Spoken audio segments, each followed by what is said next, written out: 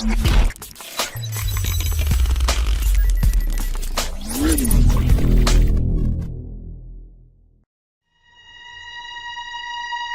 1 The Spouter Inn.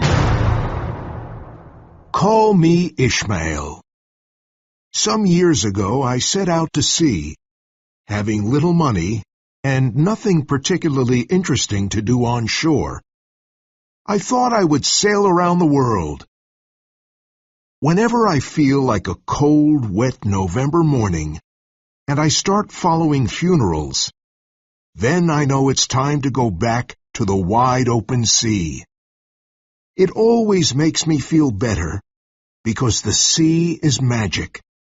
It has always been magic. It is an endless source of life and mystery. When I go to sea, I always go as a simple sailor and never as a passenger. Why should I pay when I can get paid for my work? I certainly don't mind taking orders from an old sea captain. And if I have to clean the decks or mend a sail, so what? It's good, honest work, and I don't mind it. The men you meet at sea are both good and bad, and I always try to get along with them. It's wise to be friendly with the people you have to live with on a ship. But the main reason I want to go to sea is the great whale. I want to be with those who hunt this mysterious monster.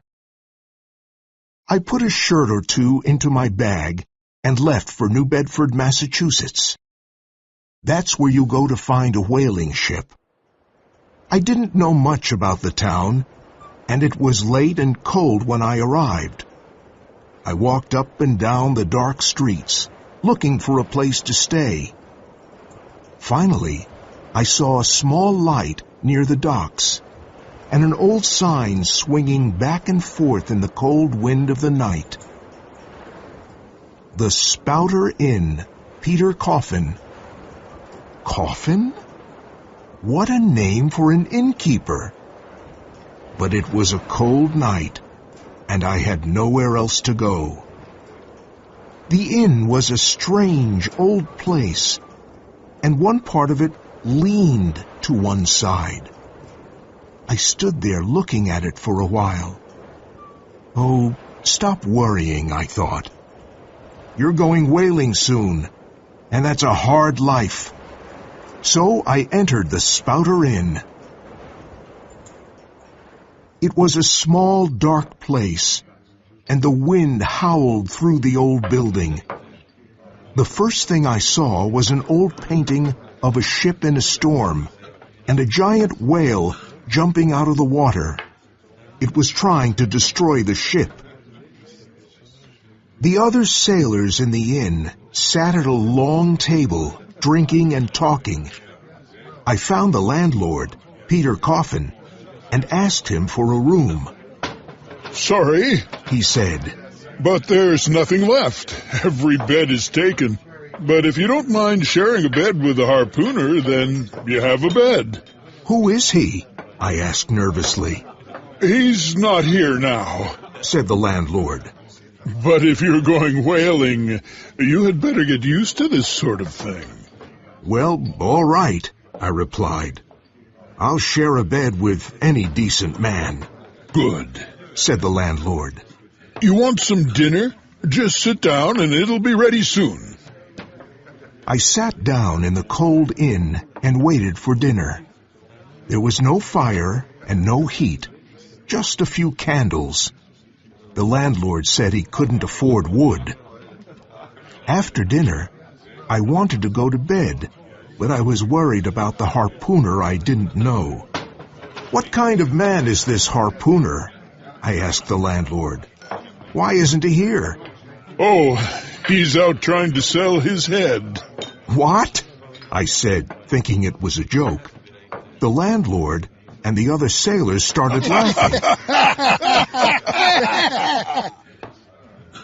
"He's sold the other 4 already, and now he's trying to sell the 5th. Maybe he's a cannibal." I don't know, but he pays on time and that's all I care about. I was very tired and not interested in nonsense. I just wanted to go to bed. So I went up to the harpooner's room, which was cold and dark. The man's things were all over the room. A huge harpoon, an old sailor's bag, and fish hooks. Who was this man?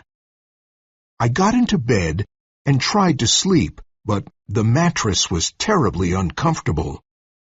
I soon heard the door open and saw a huge man with a candle in one hand and a human head in the other.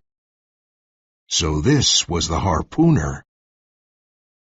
The light of the candle lit up his face, and I was very surprised. I suddenly felt cold. I had never seen anyone like him before. His skin was a purplish yellow, and his face and body were covered with strange tattoos. There was no hair on his head, except for a single lock of black hair. I'm not a coward, but I immediately thought of running out the door or jumping out the window. I was so scared that I thought the devil himself had entered the room that night. The harpooner got undressed, lit a small fire, and said some kind of prayer to an evil-looking black doll he had pulled out of his pocket. Then he got into bed. "Who you?" cried the harpooner in a deep voice, lifting his tomahawk. "What you do in my bed? I kill you!" "Peter Coffin, help me!" I shouted. "Save me!" After a moment, Peter Coffin came into the room and said, "Don't worry, Queequeg won't hurt you." Then he turned to Queequeg and said, "This man is sharing the bed with you tonight. Understand?" Queequeg was suddenly calm and put down his tomahawk, saying, "Me tired. Don't speak now." He seemed quiet and fell asleep immediately. I felt that I had nothing to be afraid of. After all, he was a clean, peaceful cannibal, and it was better to sleep with a sober cannibal than with a drunk Christian. I turned over and fell asleep. I never slept better in my life.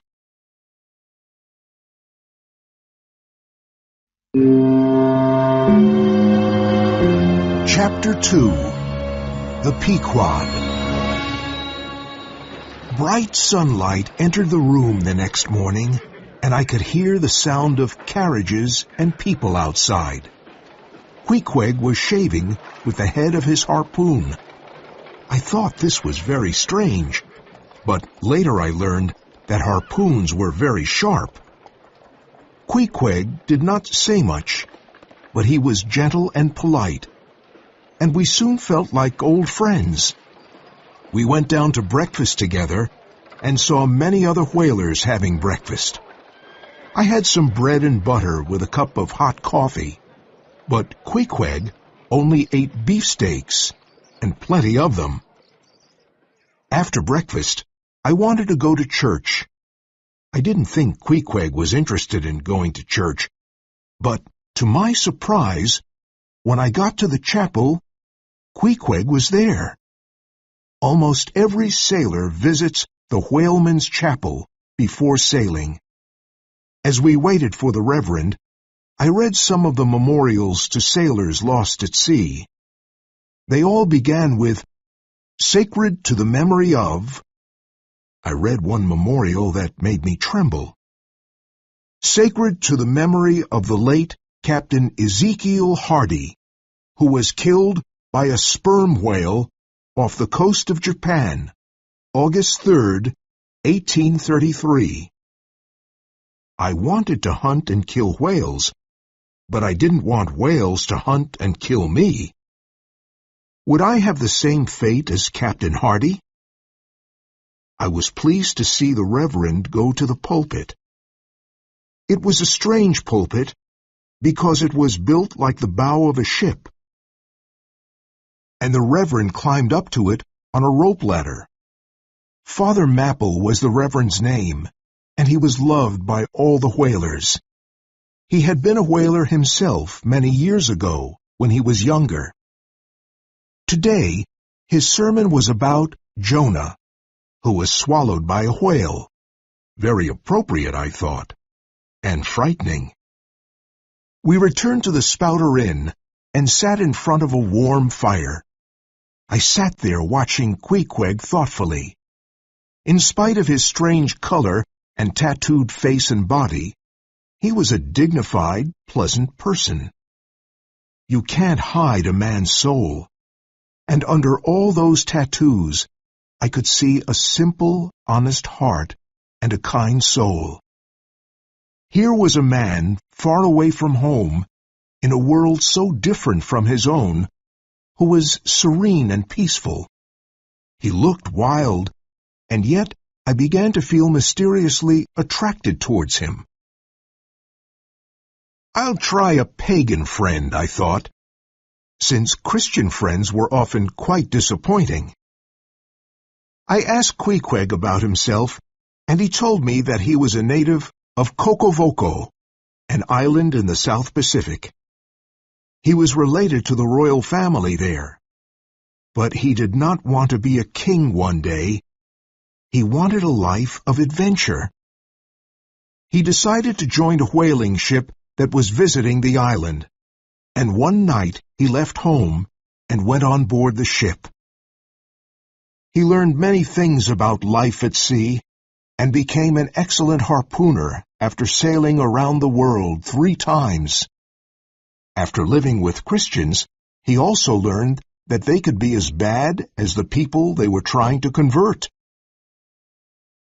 We felt true affection for each other and became good friends.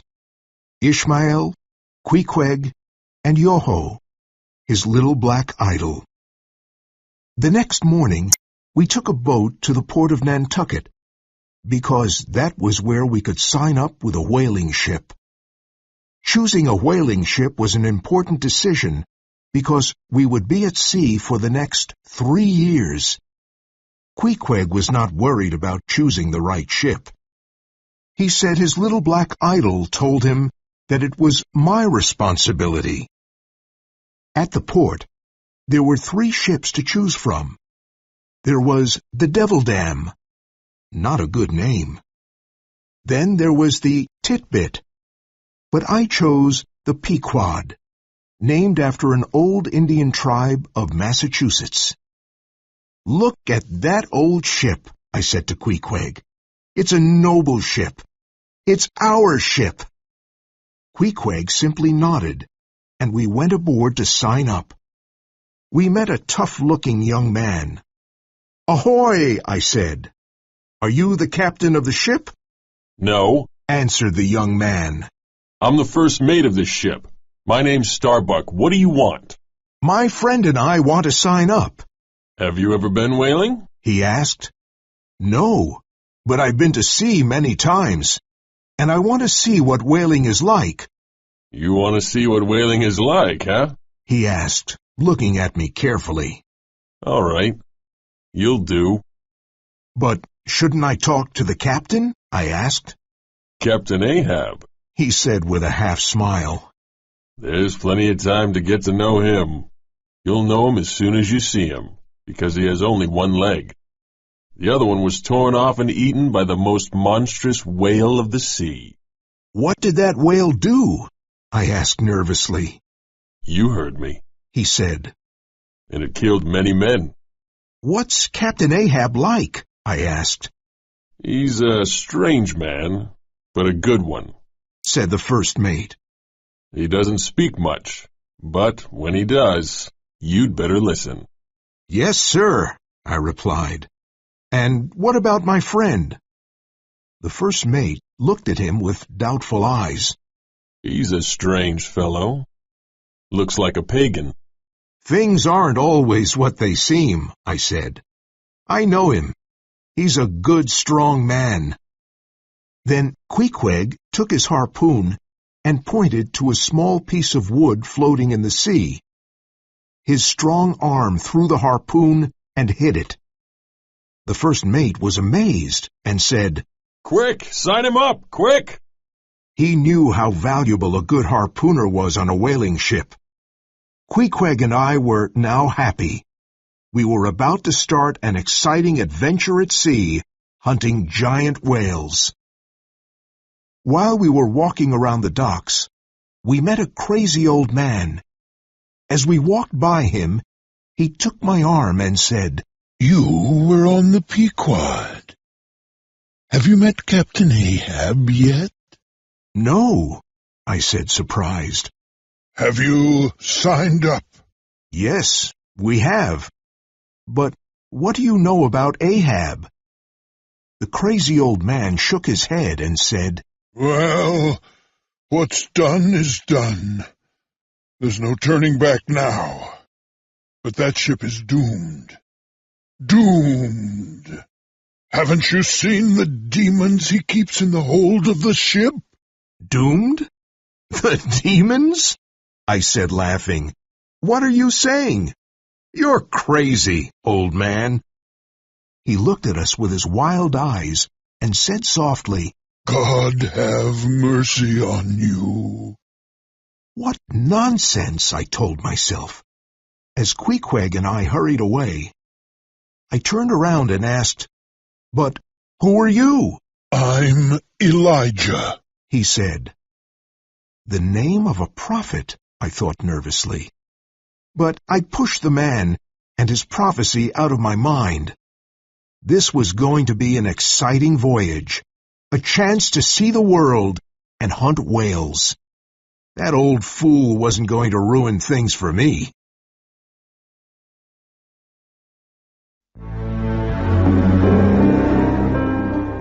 Chapter 3.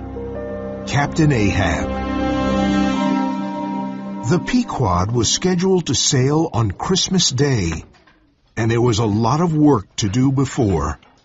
We were getting ready for a 3-year voyage. There were supplies to load, beef, bread, and water, sails to mend, and decks to clean. Ships like the Pequod were not owned by one rich man or by the captain. They were owned by whole towns, by old sailors, widows, reverends, shopkeepers, school teachers. Each person owned a small part of the ship. So when a ship like the Pequod went off to sea, the voyage had to be a success, because the livelihood of many people depended on it. During these days, Queequeg and I often visited the ship, and I always asked about Captain Ahab, but I never saw him. Starbuck, the first mate, said he was ill, but he was slowly getting better. We sailed from Nantucket on a cold Christmas morning, and I had still not seen the mysterious Captain Ahab. The longer he stayed in his cabin and remained invisible, the greater our surprise and curiosity. We heard him, though. At night, as we were swinging in our hammocks trying to sleep, we could hear Captain Ahab walking up and down on the deck above us. He made a strange sound when he walked, because he had a peg leg. One night, I heard Starbuck say, Why don't you rest, Captain? My men can't sleep with the noise of your peg leg. Ahab's answer was loud and clear. Why should they sleep? Do I sleep? The sound of my leg will make them dream about whales. I didn't know what to think, but the words of the crazy old man Elijah kept coming back to me. Starbuck was a Quaker from Nantucket, and a good, honest man. He was tall and quite thin, but very strong. If you looked into his eyes, you could see all the dangers he had faced in his life at sea. He was a quiet individual who faced dangers calmly, and he was patient and understanding with his men. I won't have a man on my ship who isn't afraid of a whale, he often said.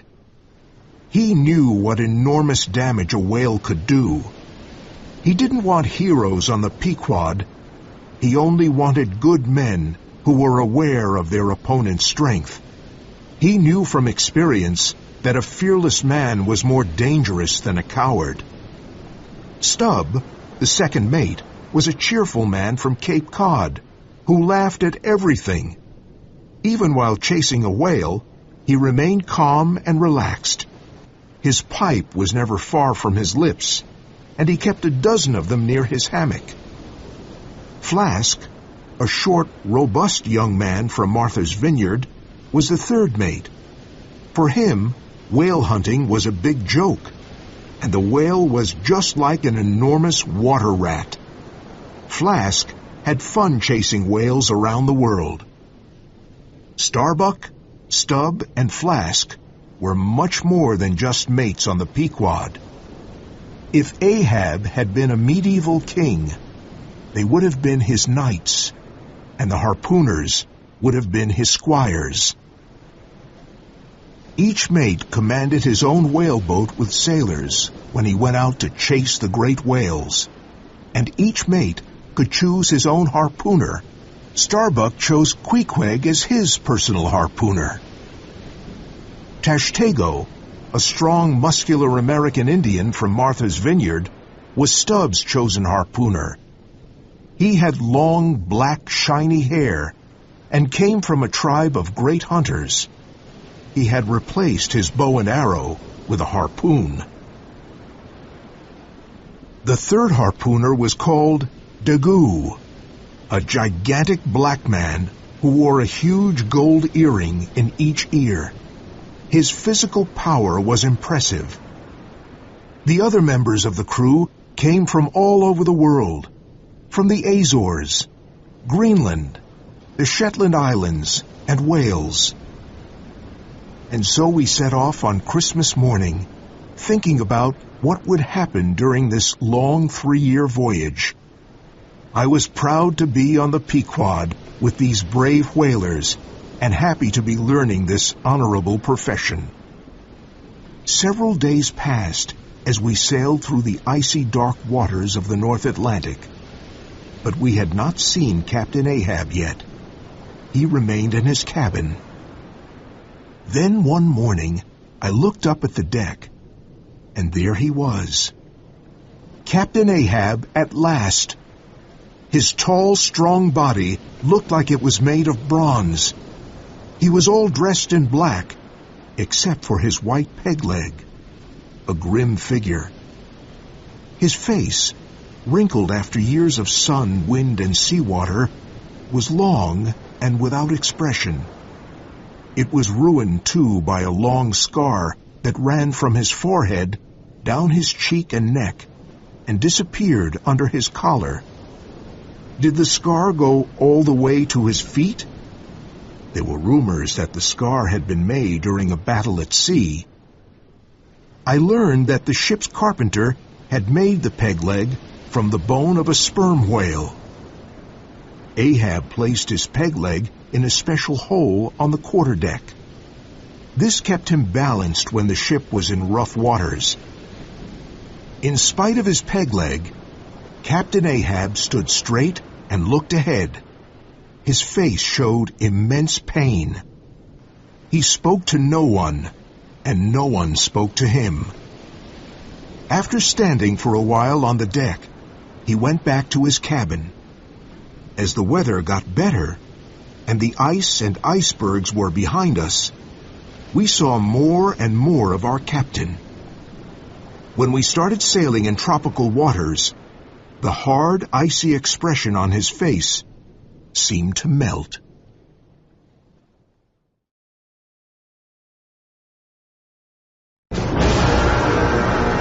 Chapter 4. The Gold Coin. The days and nights passed, and we went about our business. One of my duties was to stay at the masthead and look out for whales. Our masthead was not closed like a nest. It was open, and in bad weather, it was difficult to stay there.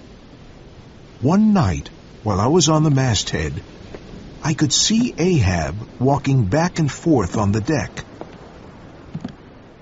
He never seemed to sleep. He just walked. And that night, his peg leg made an awful noise. He seemed to be nervous and angry, and I wondered why. The next morning, I found out why. I heard Starbuck call, "All hands on deck!" and the crew rushed onto the deck, wondering what had happened. The moment I saw the captain, I knew something was wrong. The pain and anger in Ahab's heart were slowly coming out.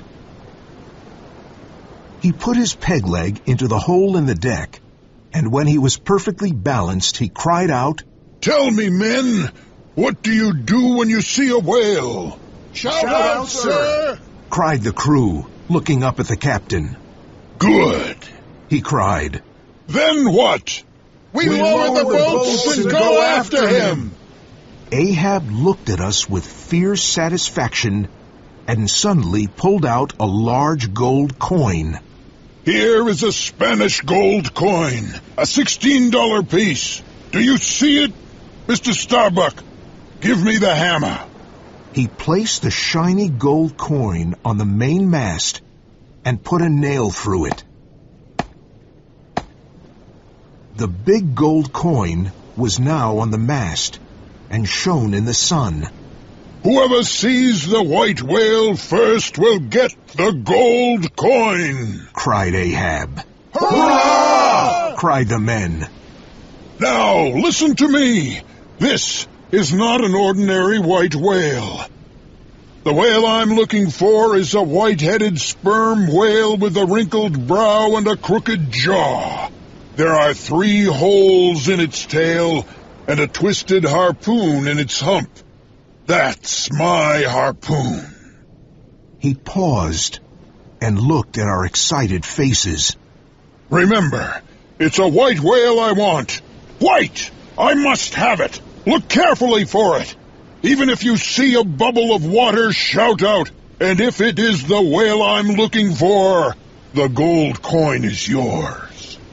The crew cheered again and stared at the shiny gold coin. Yay! Captain Ahab, said Tashtigo. Is that white whale called Moby Dick? Yes! shouted Ahab fiercely. Do you know the white whale then, Tash? Yes, replied Tashtigo. he has a strange way of diving. I know him too, said Dagu. His spout is big and looks like a fountain. I saw him, said Queequeg. he has many harpoons in his body. A strange smile crossed Ahab's face. A crazy, evil smile that scared me. Yes, you've seen him.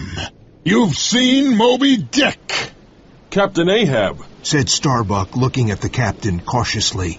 wasn't this the whale that took off your leg? Who told you that? asked Ahab, his smile disappearing. Yes, Starbuck. It was Moby Dick who took off my leg. It was that horrid white whale. And he let out a cry like a hurt animal. Ah! He lifted his long arms, looked up at the sky, and cried, I'll chase him around the Cape of Good Hope to Cape Horn. I'll follow him all over the seas of the world until he spouts black blood. Fire burned in his eyes, and he stared at each one of us. This is why you men are here. To chase Moby Dick all over the world and hunt him until he dies. Are you brave enough to do this? Are you with me? Yes, we are! shouted the harpooners and the sailors, who were excited and ready to hunt the terrible beast. We'll keep a sharp eye and a sharp harpoon as well, said one of the harpooners. God bless you, men, said Ahab, his voice shaking. The men cheered. Yay! But Starbuck did not. His face was grim. Why such a sad face, Mr. Starbuck? Aren't you brave enough to chase the white whale? asked Ahab suspiciously. Oh, replied Starbuck. I'm brave enough to face his crooked jaw and the jaws of death too. But I came on board this ship to hunt all whales, not just one whale.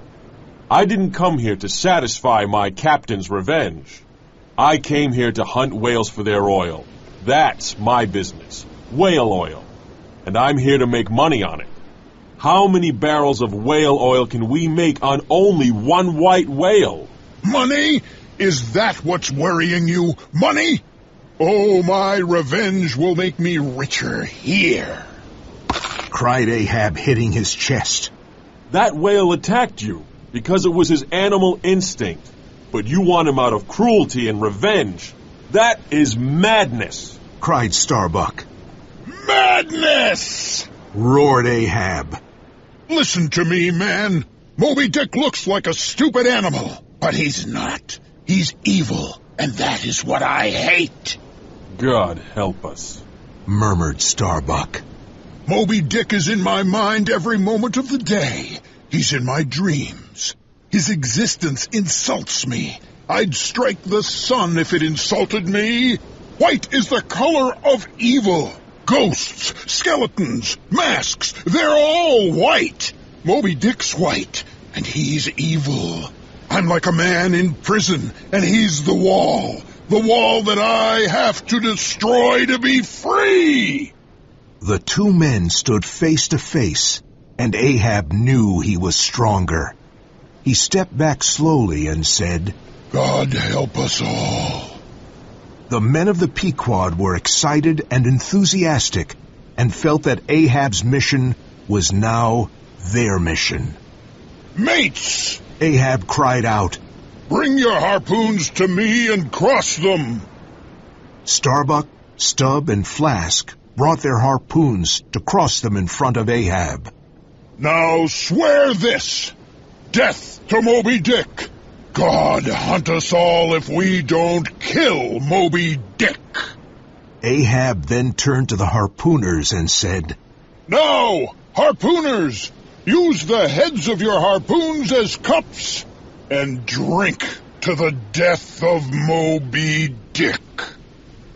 Before going to his cabin, Ahab turned back and said to all of us, Remember that you have all made a promise.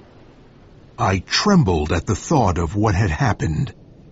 Captain Ahab was madness itself, and we had sworn to his madness. I, Ishmael, was one of that crew, and my shouts had gone up with the rest. I had sworn too.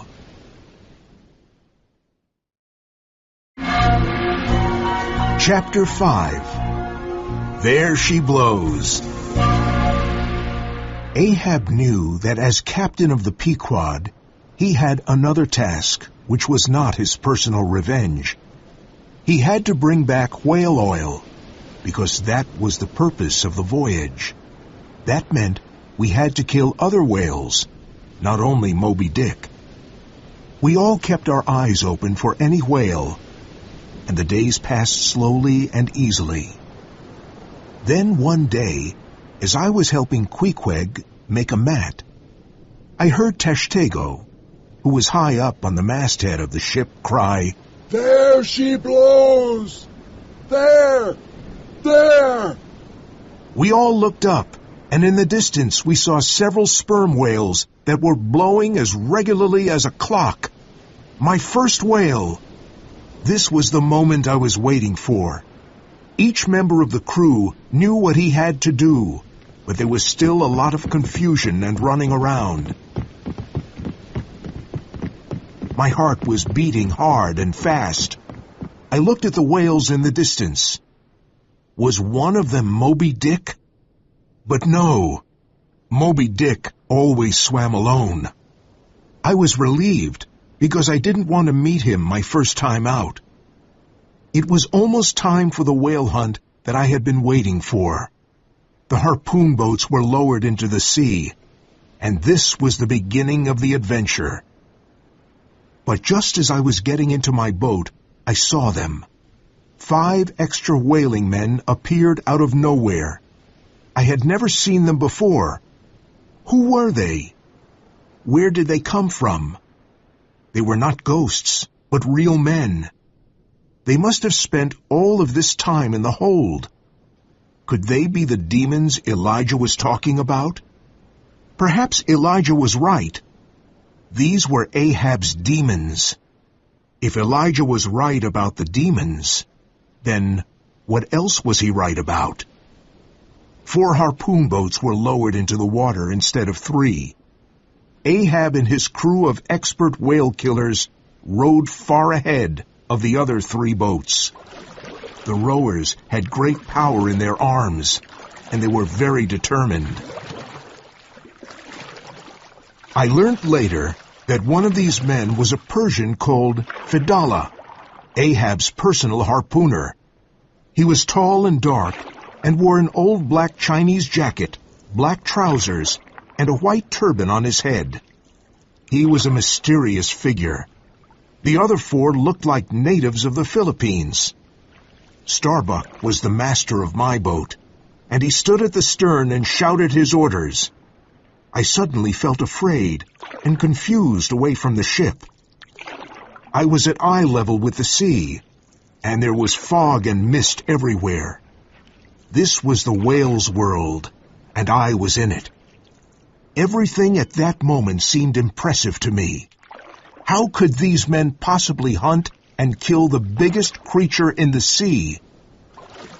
The 3 boats moved forward, and Starbuck, Stubb, and Flask were telling their men to row faster and faster.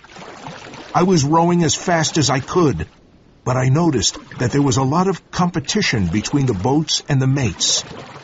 And, of course, the Filipinos were far ahead of us.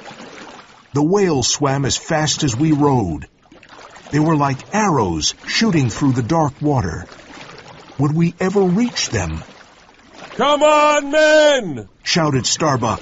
Get those muscles moving! I wanted our boat to be the first to reach the whales, but my back and legs started hurting. Then a storm arrived from the north, and it started raining hard, and the waves grew bigger, so it was harder to row. I had never rowed in such an angry sea with the waves crashing into our little boat. How could we reach the whales when we could hardly row? And in spite of the increasing danger, in the back of our minds was the shiny gold coin nailed to the mast of the Pequod. There's his home, said Starbuck to Queequeg. Give it to him! Suddenly a sperm whale, a creature of incredible size, came to the surface next to our boat. At the same time, the rain became much stronger, and we could hardly see anything. Queequeg bravely threw his harpoon at the whale, but his hand was wet with rain, and he missed it. So the great creature we had tried to kill escaped back down into the deep, dark waters. Suddenly, our oars flew away, and we were lifted and then thrown back into the wild waves of the sea. Miraculously, our boat did not break, but it was full of water. The cold water left us confused, and we couldn't speak. The world around us had become a curtain of white fog. Where was the Pequod, and how could we get there since we were surrounded by thick white fog? The wind blew loudly, and the storm got worse. We sat trembling in the boat, half filled with water. Suddenly Queequeg jumped to his feet and put his hand to his ear. Then we all heard the Pequod approaching. It almost crushed our boat with us in it. We jumped out, and the Pequod sailed right over our boat. We then swam as hard as we could to reach the ship. I was the last man to be pulled onto the ship. I fell onto the deck and was happy to be alive. I saw Queequeg and said, "Does this sort of thing happen very often?" Yes, he answered without much emotion. Did we lose any men? I asked. No, said Starbuck. They're all safely on board. The other men were sitting on the deck exhausted. telling their own stories of how they had seen death in the face and how they had swum to safety. I soon realized that each time I went out, I was risking my life. The sea and the whales were powerful and unforgiving, and I was just a man. I decided I had better write my last will and testament. I went below deck with Queequeg, who was my witness, and wrote my will. He put his mark on the bottom of the page, and it became official.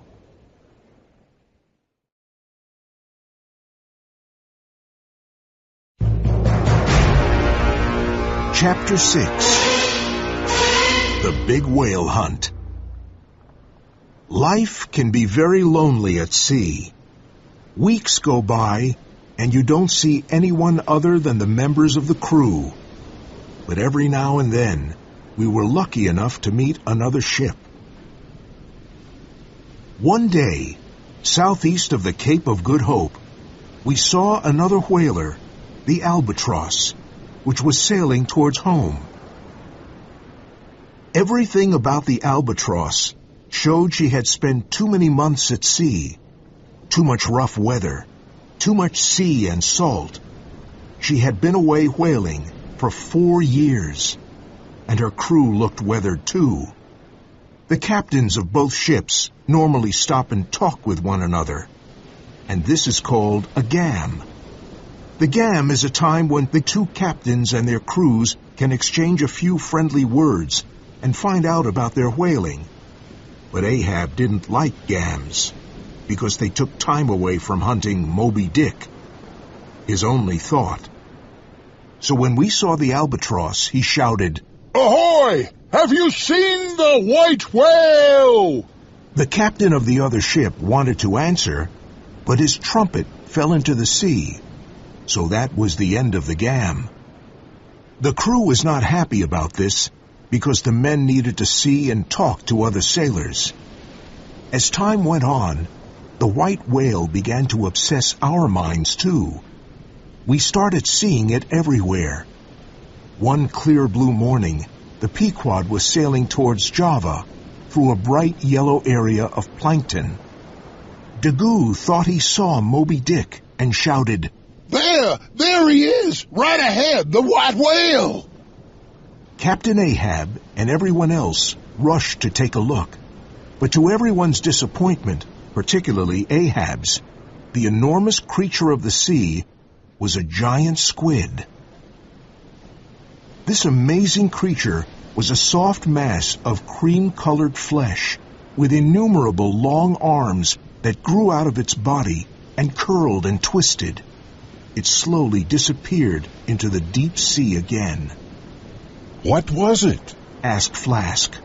It was the great squid, the biggest creature in the universe.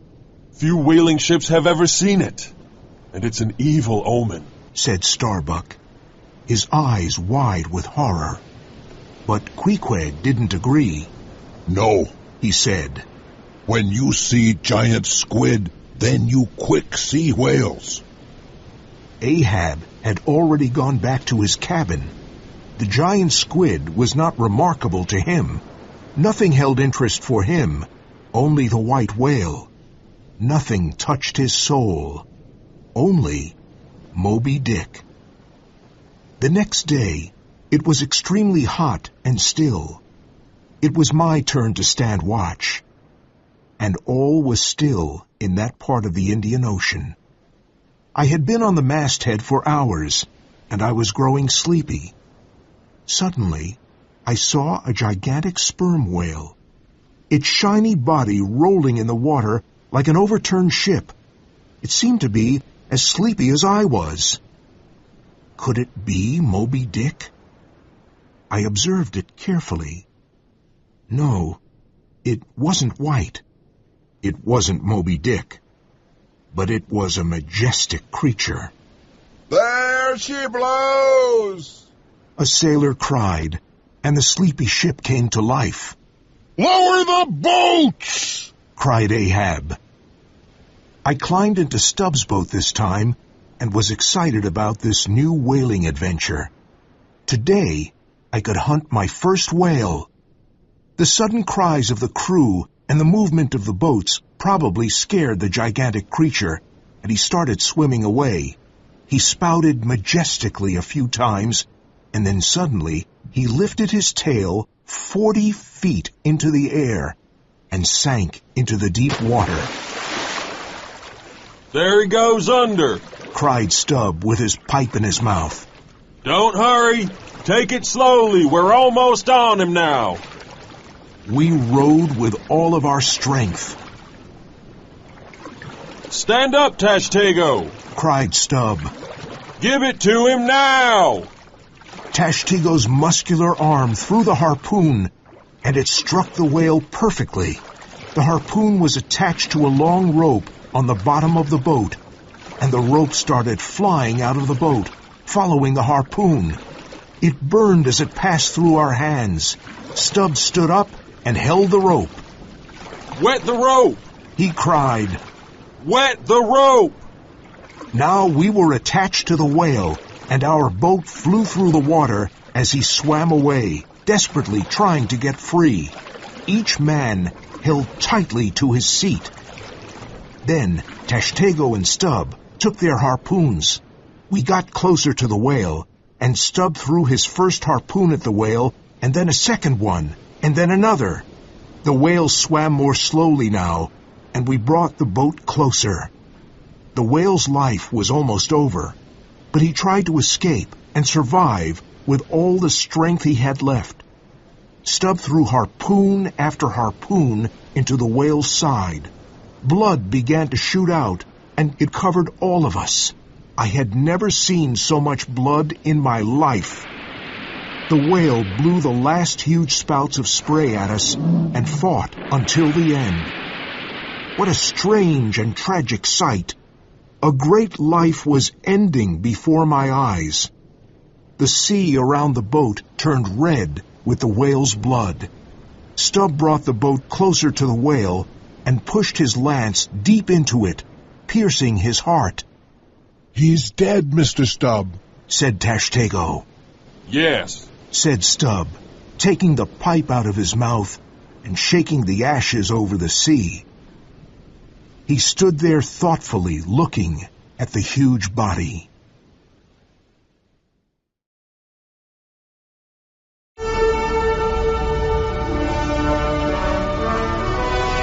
Chapter 7. Whale Oil. We had finally killed our first whale, but our work had just begun. Now we had to bring the huge corpse back to the Pequod and cut it up. 18 men pulled the whale with 3 small boats. The job was difficult and tiring. We worked hard for hours, but it never seemed to end. When it was dark, we were still pulling the dead body back to the boat. 3 lanterns hanging from the Pequod helped us find our way back to the ship. As soon as we reached it, Ahab looked at the whale with disappointment, because it was not Moby Dick. Tie him up for the night, he ordered angrily, and went back to his cabin. Is that all he can say? Said Stubb. Oh, who cares? This was a big day for me. And he laughed. Nothing could make Stubb sad. All right, men, Starbuck shouted. Tie up the whale. We were exhausted after the whale hunt, but we did not stop to rest. We got the heavy chains and started working. First, we tied the head of the whale to the stern of the ship and the tail to the bow. The huge body now rested alongside the Pequod. Tomorrow we can begin cutting up the whale, said Stubb with satisfaction. That night, he had whale steak for dinner. After Stubb's dinner, Queequeg and another sailor went on deck and saw that sharks were beginning to eat the dead body of the whale. They were tearing violently at the whale's flesh. Blood flowed freely from the corpse. Put lanterns up over whale, said Queequeg to me. Light up water and whale. I immediately hung 3 lanterns on the ship Their warm yellow light shone on the dead whale and the Red Sea. Dozens of hungry sharks attacked the corpse, and its blood attracted more sharks. It was a terrible spectacle. "They're eating our whale!" I cried. Queequeg and the other sailor were lowered on platforms on the side of the ship and started hitting the sharks with their harpoons. The two men attacked and killed many of the sharks, and finally the hungry creatures started eating each other. This went on for hours. The next morning was Sunday, the day to start cutting what was left of the whale after the shark attack. This was a new job for me, and I wanted to learn it. Every sailor became a butcher, and we started cutting up the whale to get the oil it contained, about 100 barrels.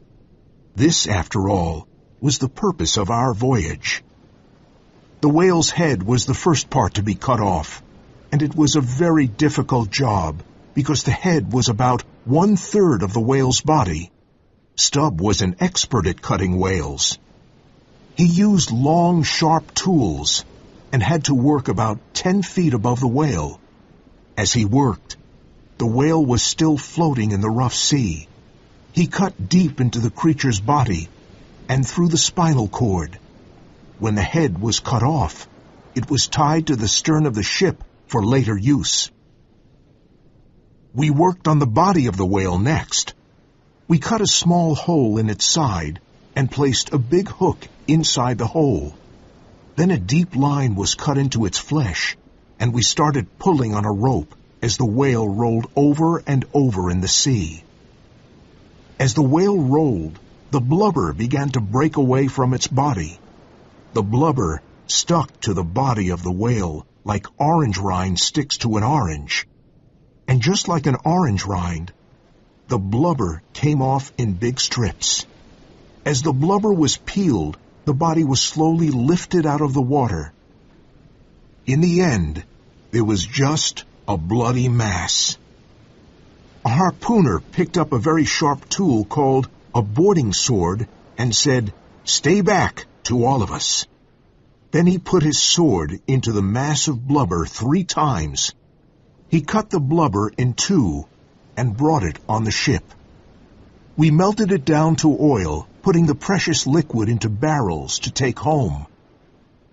Now we had to work on the head, an important part of the whale.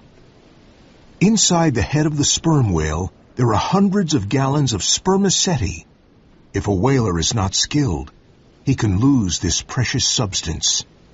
Tashtego tied a thick rope around his waist and then lowered himself into the head of the whale. He started looking for the place where the spermaceti was. Tashtego lowered a bucket inside the head.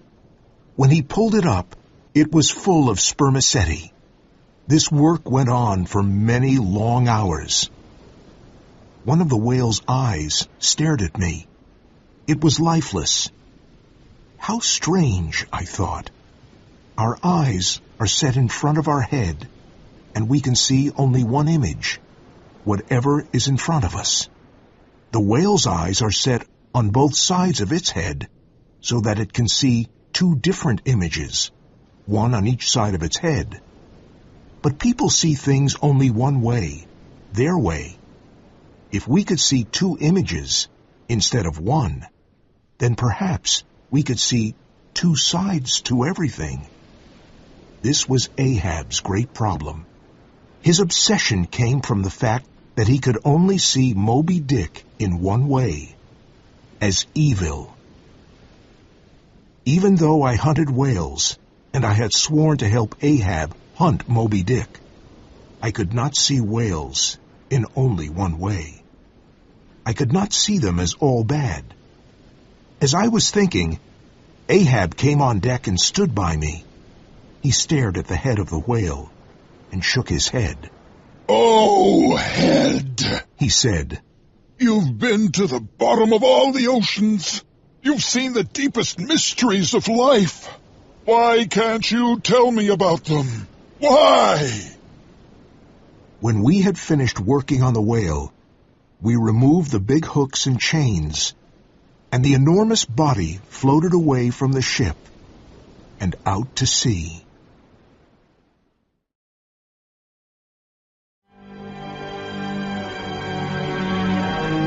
Chapter 8. Queequeg's Coffin. The months passed, and we continued hunting whales. Captain Ahab spent most of his time below the deck in his cabin. He studied his charts and maps and the movement of sperm whales. His obsession with Moby Dick filled his days and his nights. When Ahab came on deck, he walked noisily from bow to stern, and often stopped to stare at the sea. He looked more and more angry. The whales we had caught and the barrels of oil we had stored meant nothing to him. Ahab often stood in front of the mast where the gold coin was nailed.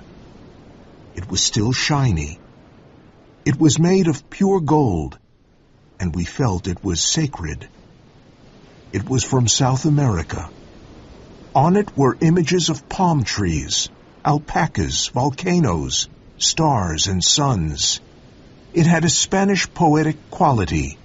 On its round border, you could read the words, República del Ecuador, Quito. So this bright coin came from a country beneath the great equator, up in the Andes Mountains. For Ahab, the coin represented his determination to make the voyage a success. Starbuck, being a religious man, saw the Trinity in the coin. Stubb, instead, saw the signs of the zodiac in it, and the promise of a lot of money. When Flask looked at it, he thought about how many cigars he could buy. It was our good luck charm. It might help us find Moby Dick. One evening, while Ahab was looking at his maps, Starbuck came to his cabin. He was worried and said, "We have a serious problem, Captain. The barrels of oil are leaking. They're losing precious whale oil. We have to check all of the barrels." Let the barrels leak, I don't care, said Ahab. "You don't care?" cried Starbuck in despair. "What will the owners say, sir? When we return to Nantucket after this long voyage, the owners will want to see whale oil barrels full of whale oil. We don't have a choice. We have to check all of the barrels. That way we can see which barrels are leaking and mend them." Starbuck's face was bright red. It will take too long, Ahab cried angrily. We're approaching Japan soon, and my maps say we are sure to find Moby Dick in those waters. We're not stopping to fix some old barrels. We've traveled over 20,000 miles to find this oil. We can't lose it now, said Starbuck, trying to be calm. At this point, Ahab lost control and pulled a gun from the rack on the wall and pointed it at Starbuck. Ahab was furious and said, Remember, there is one God to rule over the earth, and there is one captain to rule over this ship, and I am the Lord and Master here. Now go!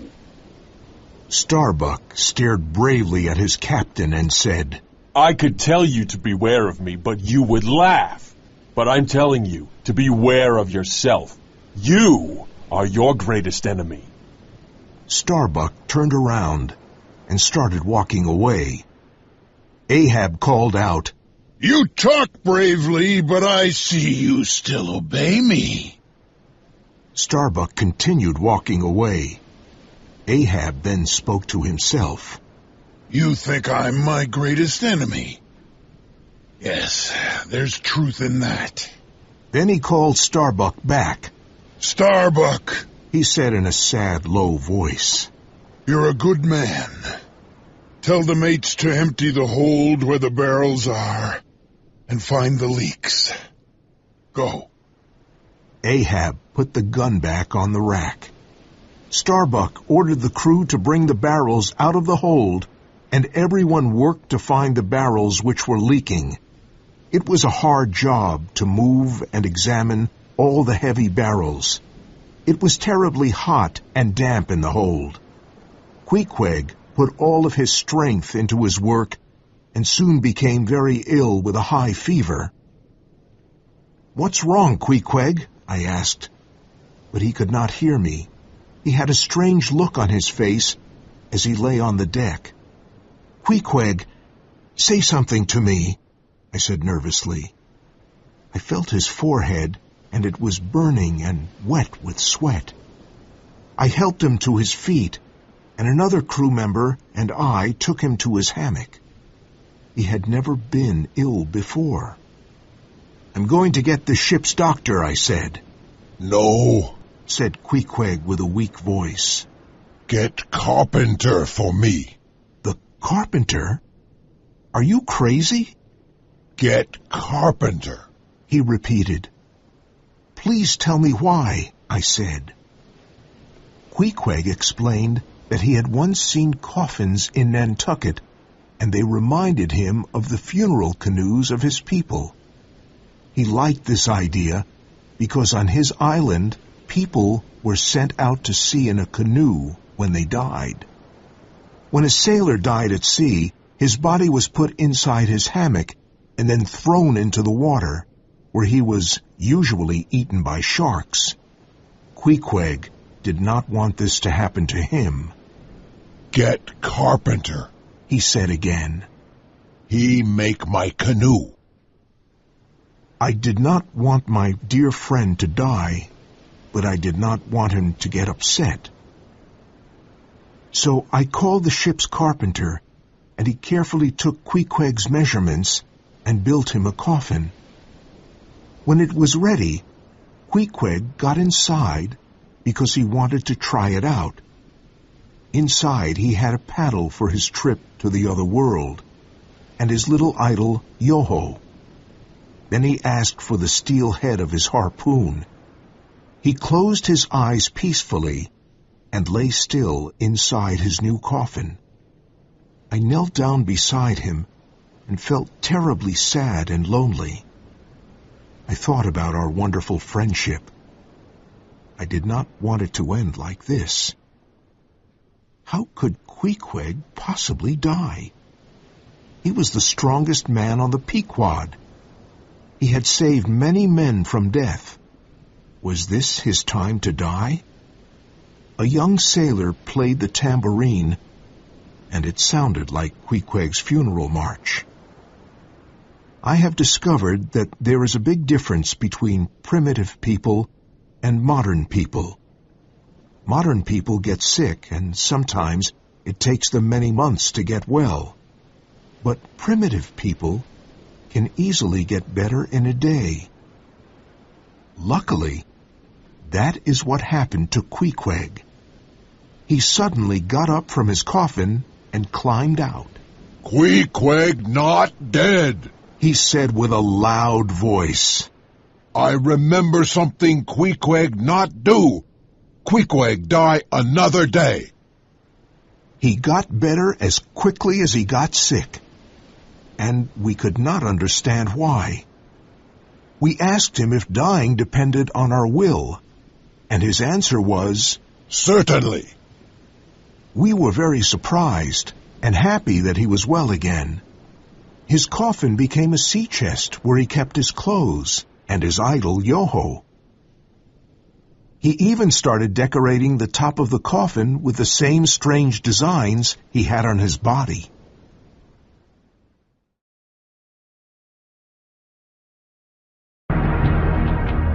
Chapter 9. The Candles. Our long voyage continued, and we were able to hunt many whales and fill more barrels with precious whale oil. But there still was no sign of Moby Dick. Whenever the Pequod met another whaling ship, Ahab's question was always the same. "Have you seen the white whale?"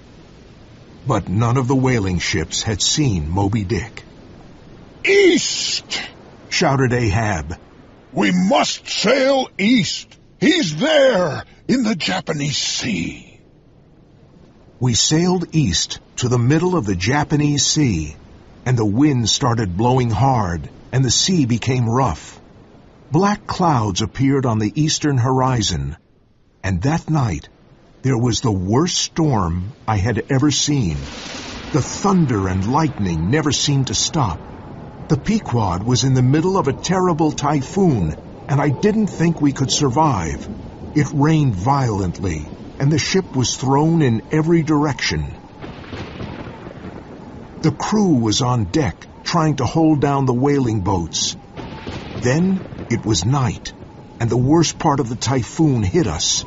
The violent wind and rain tore the sails and broke the masts, and the towering waves flooded the deck.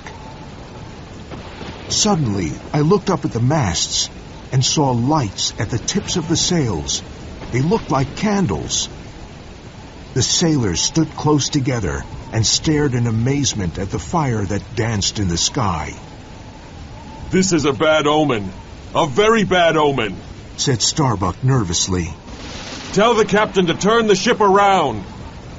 The crew agreed with him and believed that Ahab's obsession with the white whale was the cause of this. Turn the ship around! Cried the crew angrily. Turn it around! Ahab finally came on deck. The violent typhoon and the fire meant something completely different to him. He was more determined than ever.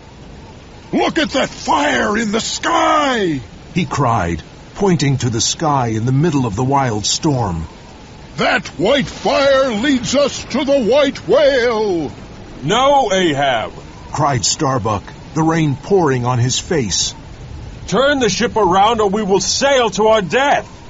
He grabbed Ahab's arm desperately and cried, God is against you, Ahab! This voyage is doomed! It was doomed from the start! Let's get out of here while there's still hope! Ahab was not listening, and he moved away from Starbuck. He shook his fist at the fire. Oh, great fire! Shouted Ahab. I burn with you! You light the way to the white whale! I am not afraid! Look at your boat, Ahab! Cried Starbuck as the frightened crew stared at their captain. The storm has almost destroyed it, and your harpoon is burning! Ahab went to get the burning harpoon and waved it among the crew like a torch. If any man turns this ship around, I'll put this harpoon through his heart! Shouted Ahab fiercely. Remember, you all swore to hunt the white whale with me, and we will hunt it. We are in this together, and we will not turn back. No storm can stop me. No one can stop me. He's mad, said Starbuck to the crew. He's afraid of nothing and no one, not even God. The typhoon continued most of the night, but the next morning the sea was calm again, and the sky was clear. Starbuck went down to Ahab's cabin. Before entering, he stood near the door and looked at the guns on the wall. He remembered when Ahab had threatened him before. If I take a gun and kill this madman, he thought, I could take the Pequod home and save the lives of all the men on this ship. I'll see my wife Mary and my little boy. How can I stop this madman? I know it's wrong to kill. Isn't there another way? I could make him a prisoner until the ship reaches a port. But he could be worse than a tiger in a cage. No. Only a fool would make Ahab a prisoner. Oh, God, help me. If I let him live, we will all die, thousands of miles from our home. What shall I do? Great God, help me. Starbuck stood in front of Ahab's cabin, trembling, and then returned to the deck. The violent typhoon had almost destroyed our ship, and we were lucky that we did not lose any men. We slowly cleaned the deck and repaired the masts and the sails. However, the Pequod was not the same ship. The typhoon had taken the life out of it. At times like these, I asked myself if old Elijah was right. Were we really doomed? All right, men, said Starbuck. let's start sailing again. He was tired, but not discouraged. He knew we had a job to do, and he worked as hard as any member of the crew. One day, Starbuck called the crew. All hands on deck! What's the problem? Asked Stubb. There's a ship approaching! Replied Starbuck. Hurrah! Hurrah! Cheered the crew happily. We had not seen another ship in a long time, and we hoped to receive some news from home. We all ran to the deck. Ahab did not like these gams because they took time away from his hunt for Moby Dick. When the two ships were almost side by side, I could see the name of the visiting ship. She was the Rachel. Ahab asked the same thing every time there was a gam. Have you seen the white whale? He shouted. The captain of the Rachel shouted back. Yes, yesterday. Ahab was overjoyed. Then the captain asked, Have you seen a whaleboat? No, I haven't, shouted Ahab. In a minute, the captain of the Rachel came aboard the Pequod, and Ahab recognized him because both captains were from Nantucket. Where was he? Asked Ahab excitedly. You didn't kill him, did you? Tell me! No, replied Gardner, the captain of the Rachel. Ahab was relieved because he wanted the white whale all for himself. The captain of the Rachel then looked at Ahab with a strange expression. 3 of our fastest whaling boats went out to hunt him, but he escaped, and we lost some of our men. One of those men is my son. I must find him. You'll help me, won't you, Ahab? I'll pay for your time, anything you ask. But please, Ahab, join in the search. Help me find my son. Together, we can find him. Gardner's mouth trembled, and there were tears in his eyes. My son is lost with the other men on the boat. I know he's somewhere in these seas, and he's alone. I can almost hear him cry for help.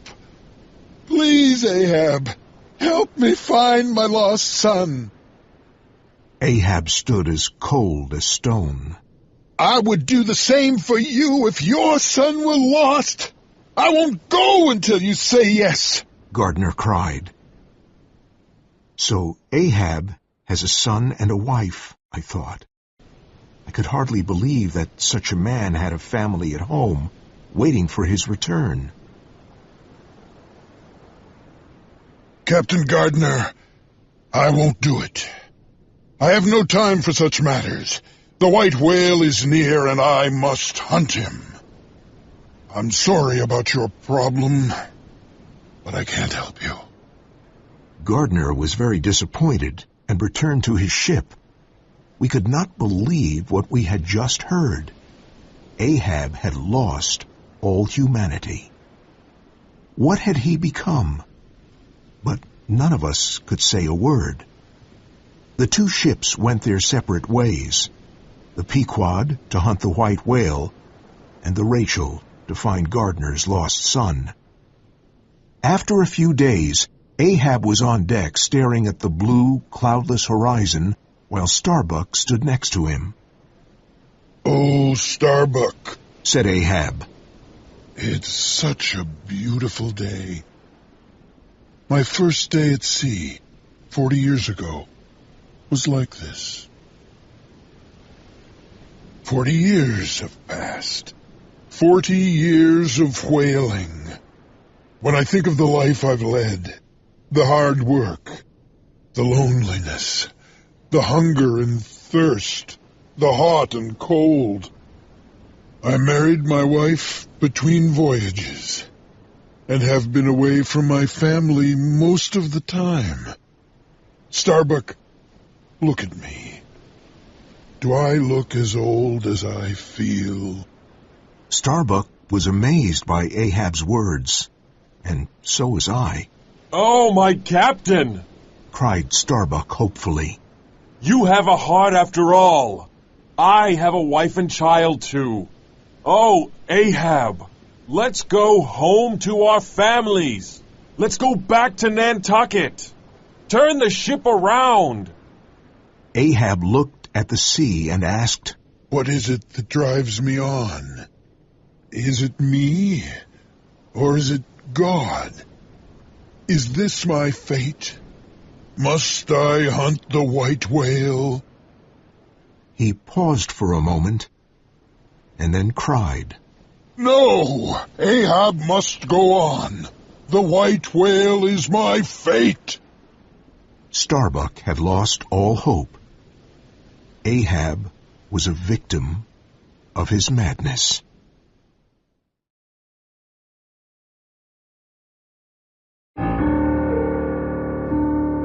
Chapter 10 Moby Dick. It was the night of the beautiful day, and Ahab was on deck, sniffing the sea air, trying to catch the smell of a whale. Suddenly, his eyes glowed like fire, and he cried, I'm going up to the masthead. I smell the white whale. The crew pulled him up in a kind of basket to the masthead, and then we heard a cry. There she blows! There she blows! A hump like a snowy hill! It's Moby Dick! The coin is mine! It was fate! None of you could see him, only I! Ahab had seen the white whale before anyone else, and the gold coin was his. But I saw him almost at the same instant that Captain Ahab did, and I cried out, said Tashtego. None of you saw it when I saw it. No, the gold coin is mine. Moby Dick is mine, cried Ahab. Lower me quickly, Mr. Starbuck. Lower 3 boats, and lower mine too, Mr. Starbuck. I stared at the sea and couldn't believe what was happening. As the whale rose, we could all see every wrinkle on his huge white forehead, his crooked jaw, his mouth, and every twisted harpoon on his milk-white back. Ishmael, called Starbuck, help us lower the boats. We lowered the boats, and we were in the water for the biggest hunt of our lives. Ahab was in his boat with his personal harpooner, Fedallah, and his crew of Filipinos. A flock of seagulls flew over the white giant as he swam joyfully in the green-blue sea. Was this gentle giant the killer of so many men? Perhaps he sensed the approaching danger because he suddenly disappeared deep into the sea. He's sounded! Shouted Ahab excitedly. But he'll come back, and when he does, I'll be ready for him! We all waited. The sea looked like glass, and nothing moved. An hour passed, and there was still no sign of the white whale. We continued waiting, but nothing happened. Ahab leaned over his boat and stared into the depths of the sea, and I did the same. I was sure we had lost the white giant because I could see nothing but blackness. But Ahab saw something, a small white spot deep in the water. He continued staring at it, and the white spot grew bigger. A huge, frightening shape was coming up from the depth of the ocean. It rose directly under Ahab's boat. We saw the huge mouth coming out of the sea like an open tomb. Moby Dick suddenly broke the surface of the water, and Ahab's boat was thrown into the air. Ahab lost his harpoon, and he and his men were thrown from the boat. Moby Dick began swimming around the broken boat as if he were playing an evil game. Ahab was cursing his enemy with the worst possible language as his peg leg pulled him down underwater. Stubbs' boat reached Ahab in time, and he jumped in and rescued Ahab. He pulled his exhausted captain on board his boat. Our boat took on some of the other crew members, while the others swam back to the ship. On the second day, we continued hunting Moby Dick, day and night, never stopping. "There she blows!" was Ahab's cry from the masthead. It was the white whale. The boats were lowered, and when the men were close to the white giant, they threw their harpoons into him with all their strength and anger. Moby Dick fought fiercely, moving about violently in the water and making the harpoon ropes cross. Before the ropes could be cut free, he attacked the boats of Stubb and Flask, which crashed together violently. The crews were thrown into the sea. Ahab's boat tried to rescue the men, but Moby Dick smashed his white head against the bottom of Ahab's boat. The boat turned over, and Ahab and his men struggled out from under it. The great white whale seemed satisfied with the destruction he had caused and swam off. The Pequod sent a boat to rescue the crew and pick up the bent harpoons and broken oars. Fedallah had disappeared, and many men were hurt. Ahab's peg leg was broken, and only one sharp piece was left. "No bones broken, I hope, sir?" said Stubb, worried. "Even with broken bones, old Ahab is ready to fight the whale," the captain cried. "No white whale, no man, no devil can touch old Ahab. Get the other boats ready, Mr. Starbuck. I'll circle the world 10 times, yes, and in the end, I'll kill him."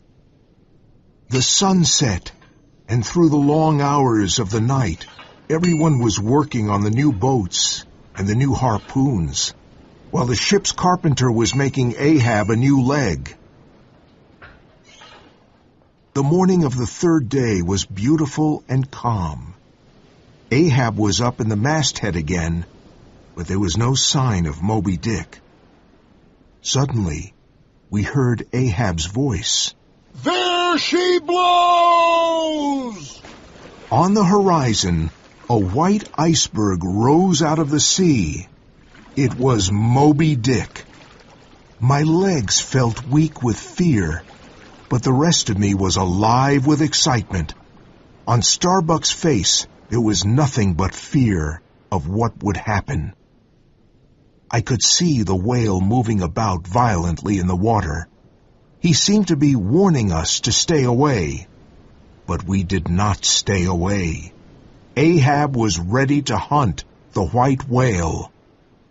"Oh, Captain!" cried Starbuck. "It's not too late to go back. Even now on the third day. Moby Dick doesn't want you. You want him." "Lower the boat!" was Ahab's command. When his boat got close to the white whale, we saw a terrible sight. Fedallah's dead body tied to Moby Dick's side with the ropes of his own harpoon. When Ahab saw him, the harpoon dropped from his hand. "Fedallah!" he cried. "I can see you again, and you have gone before me. Where's the whale? Has he gone down again?" Moby Dick moved forward with all his strength. "I will turn my body from the sun," Ahab shouted. "I will give myself to you. You may destroy everything, but you will not conquer me. I will kill you with my hate." Ahab grabbed his harpoon and threw it into Moby Dick's white flesh with all his anger. But the rope that held the harpoon to the boat caught Ahab's neck, and as Moby Dick swam forward at great speed, the rope pulled Ahab out of the boat in an instant. Ahab was gone. Suddenly I cried out in panic. Moby Dick was swimming towards the Pequod. He wanted to destroy it with all his blind anger, and he did. He smashed into the ship's side, and the crew were sent to their deaths. Within seconds, the Pequod began to sink. But the white whale had not finished his work of destruction. The whale attacked the sinking ship again. Ahab and the Pequod went down to the great depths of the sea together. The waves rolled by as they had always done.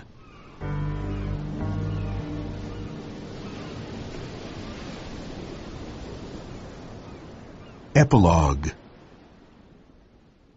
The drama's done. I, Ishmael, was the only person who survived the last voyage of the Pequod. After the ship had sunk, Queequeg's coffin came to the surface, and it floated. I swam to the coffin and held on to it for a day and a night.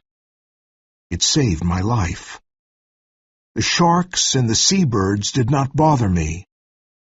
On the second day, I saw a ship sailing towards me. It was the Rachel, whose captain was looking for his lost son, and found me instead.